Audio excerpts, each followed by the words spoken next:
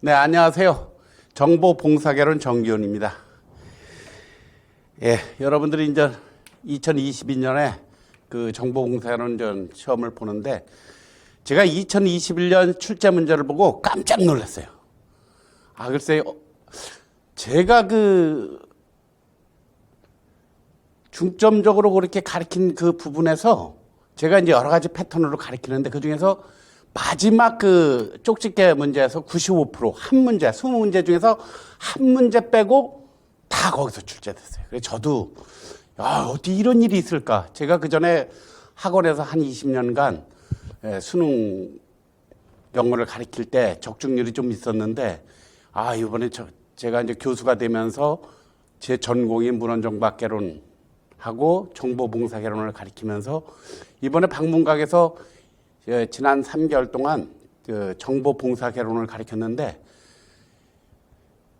총 200문제를 제가 세팅했어요. 그 중에 이제 100문제를 또 추려가지고 100문제 중에서 기존 3년간 출제했던 50문제를 좀 약하게 하고 그리고 나머지 50문제 중에서 쪽집게 문제로 세팅해가지고 집중적으로 그걸 가르쳤는데 그 중에서 19문제, 20문제 중 한 문제 빼고 한 문제는 제가 영문원 빈도인데 그게 조금 약간 생소한 게 좀 어렵다 그래서 조금 그걸 이번에는 안 나겠지. 국회직에서는 낼까? 하는 생각에서 약간 약했는데 그 문제 빼고 19문제가 그냥 어떤 문제는 거의 문제가 똑같아요. 예. 적중을 해도 어떻게 내가 가르친 교재를 갖고 이 출제위원이 출제를 한 것 같이 내가 기출문제하고 응용문제를 만든 걸 갖고 출제위원이 출제를 한 것 같이 그렇게 똑같이 출제된 걸 보고 본인도 놀랐다니까요. 여러분들도 한번 이런 경험을 한번 올해 내년에 여러분들 수험을 저하고 공부를 같이 하고 반드시 여러분들이 합격을 가는데 이런 놀란 경험을 한번 해보시길 바라면서 그런 생각을 하면서 이제 제가 간단히 2022년 문헌정보학개론은 어떻게 강의하고 커리큘럼을 어떻게 짤 건가 그리고 지도교수 방법은 어떻고 이런 거를 한번 간략하게 소개하겠습니다. 자, 저는 학생들을 그냥 단순히 문헌정보학개론을 가르친다는 보다도 바로 합격의 문에 들어서게 하는 책임이 있는 사람입니다. 그래서 제가 바로 정답입니다. 문헌정보학개론 중에서 가장 중요한 이 정보봉사개론 과목은 바로 정기훈이다. 정기훈하고 이 정보봉사개론만 공부하면은 거의 85점 이상을 다 맞아갖고 다 합격하는구나. 이런 생각을 가지시면 됩니다. 제가 바로 그 합격의 문으로 여러분을 안내하겠습니다. 저는 21년인데, 족집게 적중률 90%. 제 강의할 때 저는 여태까지 10여 년간 정보봉사개론을 강의했는데, 조는 사람을 못 봤어요. 눈이 초롱초롱하게 바라보고, 절대적으로 이건 믿음이 생기는 겁니다. 저한테. 그 다음에 또 30년 넘게 족집게 강의 경력이 제가 있기 때문에 계속 매년 시험 전에, 한 달 전에 족집게 강의를 합니다. 어떤 문제가 날까? 철저히 분석해가지고, 작년에 이런 문제가 났고, 재작년에 이런 문제가 났고, 그 전에 3년 전에 이런 문제가 났고, 그럼 올해는 이게 나야 된다. 이 출제자의 마음을, 그래서 제가 심리상담 공부를 해서 심리상담사 자격증을 따고 심리상담 센터에 한 3년 근무해 봤어요. 사람의 마음이 어떤가. 그러다 보니까 자꾸 출제자가 어떤 마음으로 이번 시험을 낼까. 이런 생각으로 마지막 50문제를 짚어보니까 가끔가다가 아니에요. 거의 매년 거의 적중률이 90% 이상. 금년도는 95% 이렇게 해서 정보봉사개론만 10년을 가르쳤는데 아마 제 자신이 이렇게 말씀드리지만 내년 2022년에도 제가 90% 이상 쪽집게 문제로 여러분들한테 적중률을 선보이지 않을까 그런 자신감을 갖고 시작합니다.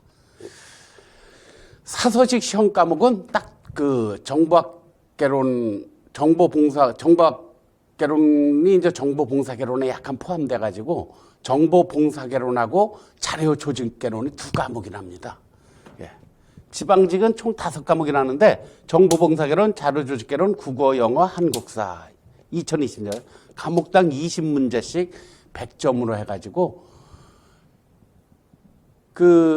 매년 두 과목이 나는데 이제 경우에 따라서는 정보봉사개론만 국회는 정보봉사개론만 봅니다. 자료조직개론은 안 보고 그다음에 군무원은 정보봉사개론, 자료조직개론 다 보는데 그래서 정보봉사개론은 어느 시험 패턴이고 전부 필수적으로 다 시험을 보니까 사서직으로 공무원을 하겠다 하는 분들은 반드시 정보봉사개론 공부를 하셔야 됩니다. 그러니까 두 번째로 일정입니다. 시험 일정. 지방직과가 교육청은 3월 초에 합니다. 3월 초. 그래갖고 3월 초에 원서 접수를 받아가지고 시험일을 5월 말에서 6월 중순까지 이렇게 하고 군무원들은 5월 초에 원서 접수를 했고 7월 중순에 그리고 국회직은 6월 초에 원서 접수했고 8월 중순에 시험을 봅니다. 여러분들이 이 일정에 맞춰서 이번 7월부터 서서히 기초이론부터 공부를 하시면 딱 1년만 공부 저하고 하시면 누구나 다 합격하실 수 있습니다. 합격 점수를 보시면 2020년대는 대개 이제 평균 한 80점. 국회직은 7급이니까 좀 세요. 그리고 일반적으로 이런 데는 한 78점. 그 정도. 그래서 조금 오래같이 이제 쉬웠을 경우는 이제 80점 정도. 그렇게 돼. 85점만 맞으면 안전하게 합격권에 들어갑니다. 그러니까 여러분들은 그 정도 수준에서 제가 이제 출제 빈도나 시험 난이도를 고려해서 여러분들이 다 저는 90점 이상을 목표로 설정하고 공부를 하기 때문에 여러분들은 다 무난히 합격하실 수 있도록 그렇게 안내를 해드리겠습니다. 선발 인원은 매년 조금씩 증가하고는 있는데 어느 정권이 들어오느냐에 따라서 이 사서직은 상당히 선발 인원이 좌우해요. 제일 많이 선발을 계획하고 사서에 대한 관심도 도서관에 대한 관심도 가장 많았던 대통령은 노무현 대통령입니다. 게다가 두 번 그 다음에 정권이 조금 약간 약했고 다시 이번에 문재인 정권에서 사서직에 대한 개념이 전국 도서관이 확산되는 게 지금 인류에 있기 때문에 점점 더 사서직 선발 인원은 제가 늘어난다고 그렇게 생각하시면 됩니다. 그 다음에 이제 사적 배출 인원입니다. 매년 문헌정보학과 졸업생 배출 인원이 약 1000명이 됩니다. 그리고 사서 자격증 취득기간 수료생이 수천 명이 되고 있어요.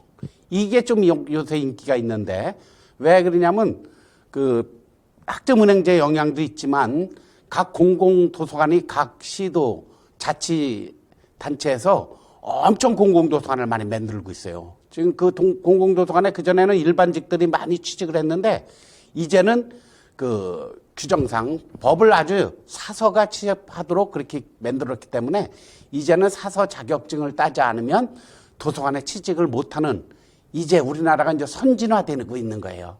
외국 선진국들은 전부 도서관에 사서 아니면 물론 일반 행정직도 있지만 대부분 사서가 제가 여러분도 생각해 보세요. 여러분들 대통령이야. 여러분들이 어느 국립중앙도서관이나 어떤 도서관의 관장이야. 그러면 어차피 월급이 똑같은 A1이 나가는데 사서직을 쓰겠어요? 아니면 사서 자격증을 가진 사서직을 쓰겠어요? 일반직을 갖다 사서직 역할을 시키는 게 더 낫겠어요? 이제 사서를 쓰는 게 낫겠습니다. 그렇게 선진화가 돼가는 거예요. 그럼 그전에는 왜 그렇게 거기다 사서직을 안 썼을까요? 사서 자격증 가진 사람이 부족했어요. 무슨 얘기로 우리가 모든 중앙도서관, 무슨 공공도서관에는 관장은 사서 자격증을 가진 사람으로 보한다. 이렇게 이제 규정을 만들었는데 우스운 현상이 났어요. 도서관 이름이 들어간 데는 관장을 5급 공무원 사서직을 넣어야 되는데 5급 공무원 이상 중에 사서 자격증 가진 사람이 없는 거예요. 그래서 참 웃기는 얘기인데 도서관 이름을 바꾸는 거예요.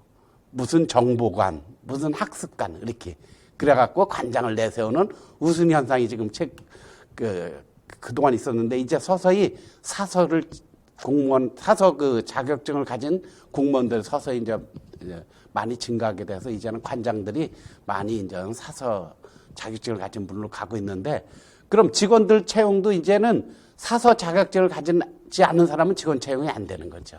점차 우리나라도 선주나 대열에 들어가면서 도서관에 근무한 사람은 사서 자격증을 가진 사람을 뽑고 그러다 보니까 수요가 많아지다 보니까 이제 거기에 공급이 우선시되다 보니까 일반인들이 수험생들이 사서 자격증을 따게 되는 거예요. 또 공무원들도 많이 땁니다. 자기가 관장이 되고 싶으면 사서 자격증을 따야 되기 때문에 공무원들도 이제 공부를 많이 해서 지금 뭐 숭의대, 대림대 등 평생교육원 학점은행자 있고 지금 또 덕성여대, 가천대 뭐 여러 군데서 지금 그 평생교육원의 학점은행제를 계속 개설을 하고 있는 중이에요. 그리고 각 대학에 사서교육원들이 생겼고 각 대학 교육대학원에 사서 자격증 취득 관련 그런 그 전공 과정을 많이 설립해 갖고 매년 사서 자격증 취득 기간 수험생들이 학생들이 늘어나고 있다. 이제는 이쪽 사서 쪽도 어느 정도는 많이 알려졌고 공무원 시험이나 어떤 다른 시험에도 이제 그 시험을 봐서 도서관에 취직을 해야 되는 과정이기 때문에 반드시 사서 자격증을 취득해야 한다. 그러니까 여러분들도 그 대열에 낀 겁니다. 사서 수요가 확대가 됐습니다. 조금 전에 말씀드렸지만 이제 복지시설 도서관까지도 사서 자격증을 가진 사서가 도서관에 근무해야 돼요. 국공립도서관의 확대는 당연히 그리고 지방자치단체에서 공공도서관을 엄청 많이 짓고 있어요. 현재 서울에서는 관악구가 가장 많은데 관악구의 그 구청장님이 도서관의 필요성을 느껴갖고 한때 엄청 많이 도서관을 공공도서관을 쳤어요. 그런데 다 사서들이 필요한 거예요. 그 다음에 초등교, 초중등교 그 도서관에 그전엔 뭐 국어 선생님이 국어 교사가 이렇게 도서관을 담당을 했는데 이제 사서 교사를 배치해야 되는 그 의무가 생겼어요. 그래서 사서직에 대한 수요가 점점 지금 늘어나고 있으니까 여러분들은 그 남보다 한 발 앞서 지금 시도를 한 거입니다. 잘하신 겁니다. 합격하기 위한 자세입니다. 제가 그러면 뭐 정규인 교수님하고 이렇게 공부만 하면 다 합격을 하나요? 당연히 합격하죠. 제가 하라는 대로 해야 됩니다. 근데 어떻게 해야 될까요? 네, 여러분 말씀 제가 드리겠습니다. 합격의 영광대는 그렇게 단순히 웃음만 있는 게 아니에요. 처절할 정도의 땀과 노력이 동반이 돼야 됩니다. 어떤 방법과 방향으로 시험 대비를 해야 할까를 설정해야 됩니다. 여러분들이. 그저 남들이 하는 대로 열심히 하면 되겠지. 안 됩니다. 또 조금 나은 방법은 최고의 강사를 만나 특별한 방법과 예리한 분석을 통한 학습 방법만이 합격의 영광으로 가는 겁니다. 한 예를 들겠습니다. 제 조교 하나가 교사 시험을 보는데 3번 떨어졌대요. 그래서 그럼 그동안 이렇게 배운 것 갖고 1년 동안 집중해서 이런데 직장 다니지 말고 제가 속으로 그렇게 생각한 거예요. 쟤는 왜 그냥 집중해서 한 번 안 하지? 1년만 하면 될 텐데. 근데 그 1년 과정도 저하고 있으면서 뭐 야구 구경 가고 누나 생일이라고 챙기고 탁 하면서 남은 시간에 가서 공부를 하는 이게 되겠어요. 그래서 제가 속으로 제 연말에 또 안 될 텐데 보기가 참 안 됐을다. 연말에 나하고 어떤 모습으로 또 보지. 그런데 결국 아니나 다를까 연말 가서 또 떨어지더라고. 그런 방법으로 그저 남들이 하는 대로 시간 내가 하고 싶은 시간 다 쓰고 남은 시간에 공부해갖고 되겠어요. 집중해도 될까 말까 하는데 합격의 영광대는 반드시 처절할 정도의 땀과 노력이 동반돼야 합격의 영광을 얻는다는 걸 여러분들이 반드시 하시기 바랍니다. 구체적으로 제가 학습 방법 몇 가지 알려드리겠어요. 가장 좋은 방법은 최고의 강사를 만나는 겁니다. 경험이 많고 이 분야에 아주 유능한 강사를 만나서 그분하고 같이 함께하고 그분의 학습의 길로 빠져들어가서 그분이 안내하는 방향으로 따라서 학습을 하다 보면 합격에 탁 가 있는 거예요. 최고의 강사를 처음에 만납니다. 두 번째, 최고의 교재입니다. 최고의 강사가 가르치는 그 내용이 시험에 나야 돼요. 아무리 잘 가르치고 뭐 해도 그 내용이 시험에 안 나면 내가 배운 게 헛것이 되니까. 저는 이렇게 가르칩니다. 기본 이론을 철저히 학습합니다. 여러분들이 배우는 그 정보봉사개론은 제가 분석해 보니까 기본 이론이 200개 정도가 돼요. 200개. 그 200개 안에서 시험이 나는 거예요. 들어가면서. 그걸 철저히 완벽하게 정리를 해줘야 됩니다. 강사는. 두 번째, 핵심 내용을 완벽하게 써요. 그 200개 중에서 시험에 잘하는 거 위주로 또 집중 공략을 해야 돼요. 핵심 내용을 100개를 철저히 분석합니다. 그리고 기출문제를 철저히 분석해서 그 지문을 핵심 요약화시켜서 내용을 만들어가지고 지도를 해야 됩니다. 그래서 그 100개 중에서 또 최근 3년간 출제된 문제를 조금 덜 공부하고 나머지 50개를 집중 공략해서 20문제 안에 들게 학습을 시켜서 합격의 문으로 들어가게 하는 강사만이 최고의 강사입니다. 아무나 최고의 강사가 되는 게 아니에요. 그런 경험을 가지고 그런 기쁨을 느껴본 강사만이 또 다음에 또 그런 기쁨, 영광을 누릴 수 있는 거예요. 그런 강사를 만나야 됩니다. 그리고 여기다 플러스 알파가 있어요. 최근 문제, 최근 따끈따끈한 정보봉사개론 이론이라든지 그런 거를 거기에 가미시 한두 문제가 날 수가 있어요. 책에 없는 그런 문제도 대비해야 되고 또 응용용 문제, 기존 학습한 거를 약간 응용할 줄 아는 그런 센스가 있어야 돼요. 그리고 또 하나는 출제자의 의도 분석력 향상을 시켜야 됩니다. 최고의 강사는 출제자가 이 문제를 왜 냈을까? 이 출제 의도까지 분석해서 학습을 시킵니다. 이게 네 가지가 구체적 학습 방법이고 하나는 네 가지는 다 강사의 문제고 학습자의 문제고 이제 강사의 문제가 아니고 오로지 학습자의 문제가 있어요. 최종 합격을 위한 개인 관리와 환경이 조성돼야 됩니다. 본인의 신념과 다짐을 갖고 용기를 갖고 도전해야 돼요. 건강도 신경 써야 돼요. 중간에 학습하다 아프면 공부가 안 되죠. 그 다음에 음식 섭취도 조심해야 되고 그 다음에 중요한 겁니다. 친구 관리를 잘해야 돼. 딱 얘기하세요. 친구야, 나 이번에 1년간 시험 공부할 거야. 그러니까 우리 1년간 그냥 중요한 카톡 정도 하나 하고 좀 자제하자. 그리고 마지막으로 적절한 운동을 해야 됩니다.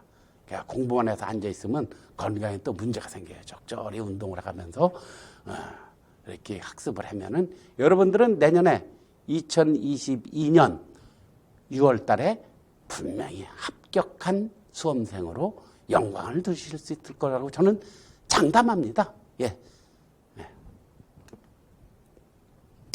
기출문제 분석을 했습니다. 2010년에서 2021년까지 12년간 문제 분석을 했더니 정보 탐색과 해답 제공에서 23% 가장 많이 났어요.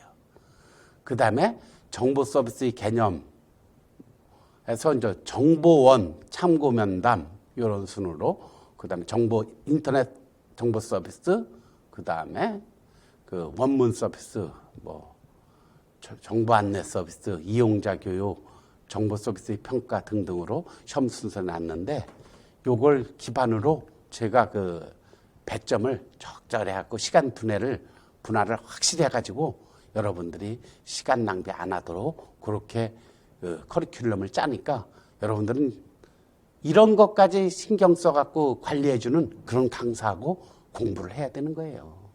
그냥 정보봉사개론 가르친다고 그냥 등록해놓고 쭉 이론만 하고 그러면 여러분들이 합격은 하는데 합격률이 10명이 공부하면 서너 명밖에 합격을 못할 수 있는데 저하고 공부하세요. 100%. 다 맞아야 돼. 다 합격해야 돼. 제 고집이고 제 명예입니다. 자, 항상 시험 문제를 풀 때는 만약에 이제 쉽게 딱 저하고 학습한 사람들은 가서 시험 보고 나서 그래요. 10분 안 걸렸다고 다 푸는데. 어떤 사람은 5분밖에 안 걸려. 읽자마자 답이 보였대. 그 정도로 공부를 했으니까 그렇게 된 거죠. 항상 어려운 문제가 딱 봉착되면 야, 내가 출제자라면 왜 이 문제를 냈을까?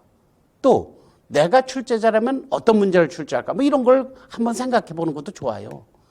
이 출제자는 이 문제를 왜 냈을까? 내가 출제자 개념에서, 관점에서 이런 분석을 늘 하면서 문제를 푸는 게 좋습니다. 특히 어려운 문제일수록. 우리가 뭐 기본 문제 5문제 정도는 그냥 딱 보면 답이 보이는 게 있어요. 내가 공부를 열심히 하면 그냥 내가 배운 거하고 비슷한 문제가 낫거나, 요번에도 뭐 거의 뭐 한 5, 6문제는 그냥 딱 보면 그냥 답이 나오더라고요. 왜냐면 여러분들이 제가 학습시킬 때 그냥 똑같이 문제, 기출문제, 응용문제 반복해서 막 했으니까 그냥 뭐 거의 같아요. 지문이. 1, 2, 3, 4만 봐도 답이 탁 나와요. 위에 문제 안 읽어도 돼요. 시험 문제 경향 분석을 하면 과거에는 단순 암기식 문제가 많이 났어요. 예를 들어서 임진왜란은 몇 년도에 났나 이런 건 이제 거의 중학교 고등학교 수준으로 이런 게 나서요. 거기다 이제 서서히 세월이 가면서 이해력 문제가 생깁니다. 그거 갖고는 분별력이 없어지니까 전부 다 맞으니까 그래서 거기다 이해력 문제를 좀 가미시켜요. 최근에는 이제 약간 또 너무 공부들을 다 잘해. 그러니까 응용력 문제까지 거기다 가미를 시킵니다. 똑같은 학습 내용을 갖고 어떻게 조금 비틀어가지고 또 어떻게 응용력을 항상 거기다 가미해갖고 문제를 출제하냐. 요거까지 강사는 출제자의 그 마음까지 헤아려가면서 학생들을 지도해야 됩니다. 그리고 문제 풀 때 그런 걸 알려줘야 돼. 이거는 지문만 보고도 정답을 알 수 있다. 이거는 이 사람의 출제 경향을 보면 아, 이 사람이 왜 이걸 냈을까 하고 생각해 보면 답이 나오는 거.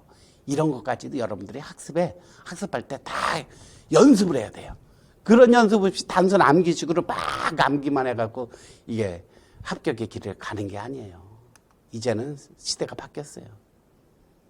그래서 저는 시험 문제를 딱 여러분들 학습할 때 그리고 기출문제, 응용문제 그런 거 동양 문제 풀 때 3가지 방법을 딱 학습을 철저히 시킵니다. 첫째, 암기식 기본 문제 풀이 방법을 알려줍니다. 어떻게 암기하면 이게 답이 딱 보일까? 헷갈리죠? 암기할 게 많으니까. 두 번째, 이해력 응용용 문제 풀이 방법도 학습시킵니다. 마지막으로 문제 안 읽어도 지문으로 딱 보고 지문에서 답을 찾는 방법. 이런 가지 다 제가 여러분들에게 학습시키니까 따라만 오세요. 출제자는 이 문제를 왜 출제했을까요? 내가 출제하려면 이 문제를 왜 출제할까요? 나는 이 문제를 어떻게 풀까요? 이걸 조금 어려운 문제는 조금 한 1, 2분, 딴 데서 한 5초, 10초 만에 푼 문제 여기서 1, 2분 할애하세요. 그냥 이거 안 배웠는데? 이렇게 생각하면 안 돼요. 안 배웠어도 잘 읽다 보면 배운 거 응용해서 풀 수가 있는 문제들이 반드시 냅니다. 교수가 출제할 때. 그것까지 내가 출제자라면 하는 관점에서 문제를 들여다보면 답이 보입니다. 자, 지금부터 2021년도 올해 기존 실전 문제 이제 3문제를 풀어보는데 그 전에 문제 분석을 잠깐 하겠습니다. 문제를 보니까 기본 문제가 한 5문제 나왔어요. 총 20문제 중에서 기본 문제 5문제, 이해력 문제 10문제, 그 다음에 마지막 이제 응용 문제 5문제 이렇게 해갖고 20문제를 냈는데 기본 문제는 이런 겁니다. 다음 정보 서비스의 철학적 기반이자 기능 형성의 3요소가 아닌 것은 단순 암기식 같은 거죠. 단순 암기식이면서도 요걸 조금 꼬을 수도 있어요. 조금 약간 문제를 조금 어렵게. 요거 기본 문제는 누구나 다 맞추는 거야. 나도 맞고 상대방도 맞고. 이거는 그냥 일정 수준에서 다 맞게 만드는 거고. 두 번째, 이해력 문제에서 이제 반 정도 틀리고 내가 다 맞고. 맞는 사람만 합격의 길. 여기서 한두 문제 틀리면 큰일 납니다. 여기까지 다 맞아야 돼요. 15문제는 다 맞아야 돼요. 다음 설명에 해당하는 서비스는 도서관 이용자와 외부 정보자원 사이를 연결시켜주는 서비스로 취업, 문화행사, 건강, 취미, 자기개발 등의 실용정보 위주로 제공되는 서비스다. 정보 안내 서비스죠. 이게 여러분들이 학습해갖고 우리가 그 정보 중개 서비스나 맞춤 정보 서비스나 정보 중개 서비스나 정보 안내 서비스를 다 배웁니다. 예. 그래도 이렇게 조금 이해력이 상관되는 이 문제를 조금 답을 다른 걸 정보 중개 서비스를 할 가능성도 있고 이렇게 밑에 설문지에 지문에서 헷갈리도록 조금 이해력이 동반되지 않으면 풀지 못하도록 그렇게 냅니다. 근데 시험생들은 이 문제까지도 100점을 다 맞춰야 돼요. 아까 기본 문제 5점, 5문제, 다 5문제, 이거 10문제, 15문제 갖고 75점은 일단 확보해 놔야 돼요. 최종 판단은 어디서 나요? 마지막 문제에서 결정돼요. 여기서. 지문으로 해결하는 문제. 이것도 괜찮아요. 응용 문제에서 해결됩니다. 네, 지문으로 해결되는 문제 5문제. 어떤 거냐? 한번 볼까요? 보기에 제시된 설명에 해당하는 정보 서비스의 개념으로 가장 옳은 것은 참고 봉사의 원형이라고 말할 수 있고 있을 만큼 도서관 봉사의 출발과 개를 같이 하며 형성 초기에는 이용자 협조라고 칭하였다. 어린이든 성인이든 이용자에게 최적의 자료를 선정해주고 향후 독서 계획을 설정해주며 이를 장소개발 정책에 반영하는다. 독서 계획을 설정해주며 여기서 참고봉사의 원형이라고 이런 게 보다도 이용자 협조에서 여기서 이제 지문에서 향후 독서 계획을 설정해주며 여기서 문제가 지문에 이것만 딱 보면 답이 뭔가를 딱 알아요. 이게 독자 상담 서비스고 독자입니다. 그러니까 독자는 읽을 독자 사람 자자예요. 독서를 하는 사람이죠. 그러면 그런 사람들 독서 계획 아니야. 그죠? 치료요법, 선택적 정보 제공, 맞춤 정보 제공이에요. 이건 뭐 논문 제공이니까 이 자체 용어를 잘 안다면 이거는 그냥 1번이 답이라는 걸 요 지문에서 향후 독서 계획을 설정해 주며 이런 문제가 5문제가 그냥 났어요. 요번에도 보니까. 위에 문제를 안 봐도 돼요. 예. 요런 개념으로 그 연습을 많이 해야 돼. 이거는. 자, 향후에 독서 계획을 설정해 주며 지문에 답이 있다. 내용을 구체적으로 공부 안 했는데 출제 내용을 잘 모르더라도 이 정보 서비스의 개념을 잘 모르더라도 이 지문과 이 설문지를 보면서 답을 찾는 방법, 지문에 답이 있는 방법, 이 문제가 한 5문제가 납니다. 이런 것도 연습해야 돼요. 예, 그러면 뭐 지금까지 그 여러 가지 설명을 했는데 지금부터는 2021년 그럼 시험 결과 몇 문제 한번 맛보기로 보겠습니다. 제가 아까도 말씀드렸지만 95% 적중률을 제가 했다고 그랬어요. 20문제 중 한 문제 빼고 19문제를 제가 가르친 것보다도 나중에 족집게 문제를 출제한 문제 중에서 거의 그대로 났어요. 저도 깜짝 놀랐다니까요. 그래서 여기서는 이제 시간 관계상 제가 이제 오리엔테이션이고 여러분들한테 제 강의를 설명하는 그 시간이니까 시간 관계상 한 3개만 견본으로 보여드리고 그럼 전부를 보려면 어디서 보느냐? 올해 6월 5일 날 시험 본 거 있죠? 그거 20문제 풀이 해설한 거 제가 전부 풀이 해설해갖고 올려놨어요. 동영상으로. 그거 한번 참고하시면 거기에 진짜로 이렇게 출제된 문제, 그 다음에 제가 가리킨 그 내용, 그 옆에 기출문제, 응용문제, 쪽집게 문제 해갖고 딱딱 나와 있어요. 그러면 19문제가 어떻게 시험에 진짜 저렇게 진짜 신기하게 났네. 여러분들이 이해하기 쉬울 겁니다. 여기서는 견본 3개만 우선 말씀드리겠습니다. 1번 문제부터 그냥 그대로 적중했는데 보니까 문제 1번이 다음 설명에 해당하는 정보 서비스는 이렇게 돼 있어요. 참고 서비스의 원형이라고 말할 수 있으며 참고 서비스의 출발과 함께 성장해 왔다. 이용자의 과거 독서 선호도에 기초하여 특정 도서나 작가를 추천하거나 추천 리스트를 제공해주는 서비스이다. 정답은 독자 상담 서비스입니다. 그러면 제가 족집게 문제로 학생들을 어떻게 가르쳤냐면 문제 16번으로 다음 상담 서비스에 대한 설명으로 바른 것은 참고 서비스의 원형이며 참고 서비스의 원형이라고 말할 수 있으며 똑같은 말이죠. 뭐 어떻게 뭐 글자 하나 틀려요? 참고 서비스의 원형, 참고 서비스의 원형 똑같죠. 답은 그냥 뭐 더 이상 읽을 필요도 없어요. 독자 상담 서비스예요. 예, 이렇게 거의 뭐 그대로 낸 거나 마찬가지죠. 그 다음에 2번째 문제. 다음은 미국 도서관협회 ALA가 발표한 정보 서비스 제공자의 행동 지침에서 지시한 참고 면담의 단계이다. 이를 순서대로 바르게 나열한 것은 이것도 문제 없이 지문에서 봐도 알아요. 경청과 질문, 탐색, 흥미, 접근, 이용성, 후속. 접근 이용성이 돼야 되고 그 다음에 흥미가 있어야 경청과 질문을 하고 그 다음에 탐색을 들어가고 후속 조치를 하죠.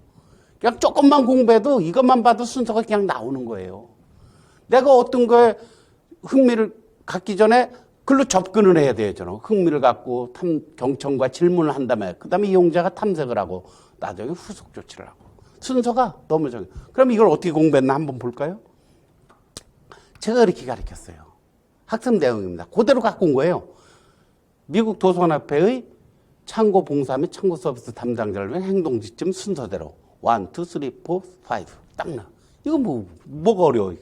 이 자체로만 가도 우리가 안 암기해도 그대로 이해력이 생길 텐데 뭐 이렇게 배우고 또 문제 한번 어떻게 풀어요? 똑같이 냈어요. 네. 흥미 접근용에서 이거 순서대로 한 거 어떤 거냐?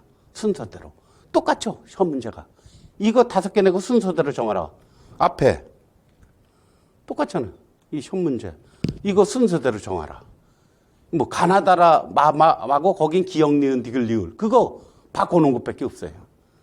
또 이 문제를 보면 아마 더 웃길 거야. 2021년 출제 문제가 문제 13번이 정보 검색의 효율성 측정을 위한 척도 중에서 2개의 합이 1이 되는 것을 고른다면 정확률 플러스 잡음률이 1입니다. 그럼 이 문제를 어떻게 제가 가르쳤냐? 쪽지게 문제 4번. 정보 검색 시스템 검색 성능을 평가하는 척도의 값이 1이 되는 것은 쭉 가르쳤는데 여기죠. 제가 풀이 문제에서 척도의 값이 1이 되는 경우 3가지를 다 적어놨어요. 누락력 플러스 재현율 1, 잡음률, 정확률 1. 근데 우리가 문제는 뭐가 났어요? 정확률 플러스 잡음률 1. 그죠? 그 말만 바꿔놨어요, 앞뒤. 좀 보세요. 정확률 플러스 잡음률. 제가 가르친 거는 잡음률 플러스 정확률. 뭐가 똑같은 거나 맞아. 이렇게 그냥 딱 보면 이 공부를 몇 번 반복해서 했으니까 아니 이거 교수님이 그냥 그대로 찝어준 거네. 요거 답이 탁 나오죠. 어떤 거예요? 답은 그럼 잡음률 플러스 요 속에서 이제 나겠죠.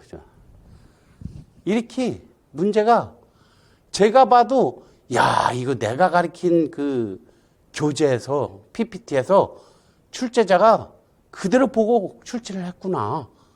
그렇게 의심을 할 수밖에 없어요. 근데 왜 이렇게 적중률이 있냐? 제가 아까 말씀드렸잖아요. 200개의 전체 기본 그 내용 중에서 핵심 100개를 추립니다. 그 핵심 100개 중에서 50개를 기존 3년간 작년, 재작년, 3년 전 이렇게 3년간 출제된 걸 뺍니다. 그러면 나머지 50문제가 남아요. 이 50문제가 내년도에 다음 시험 문제에 날 확률이 많은 문제들이에요. 그걸 집중 공략하는 거예요. 그러면 쪽집게 확률이 거의 90%입니다. 이거는 제가 근 30년간 학생들을 가르치면서 얻은 노하우예요. 이걸 말로 설명하고 어떻게 할 수가 없는데 제가 습관화되어 있는 거. 여러분들이 내년에 2022년도 그 사서시험 뻔합니다. 나올 게. 그것도 50문제 추려갖고 200문제, 100문제, 200문제를 먼저 가르쳐요. 근데 100문제를 또 거기서 추려갖고 가르쳐.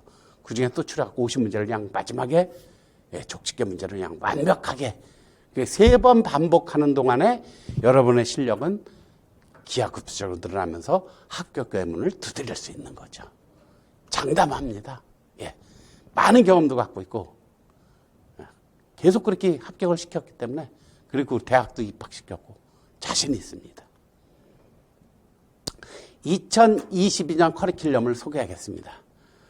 7월 초에 이제 오픈 개강을 합니다. 그래갖고 이론 입문을 7월, 8월 2개월 동안 이론 입문을 가르칩니다. 200개.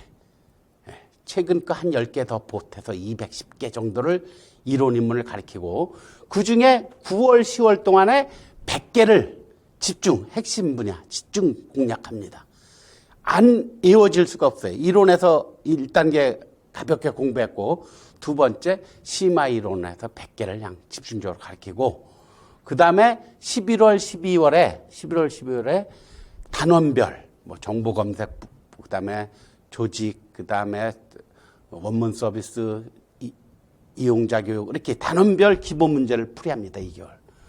그 다음에 1월, 2월 2개월 동안 전범위 그동안 10년간 기출 문제를 다 분석합니다. 나중에 싹쓸이하는 거예요.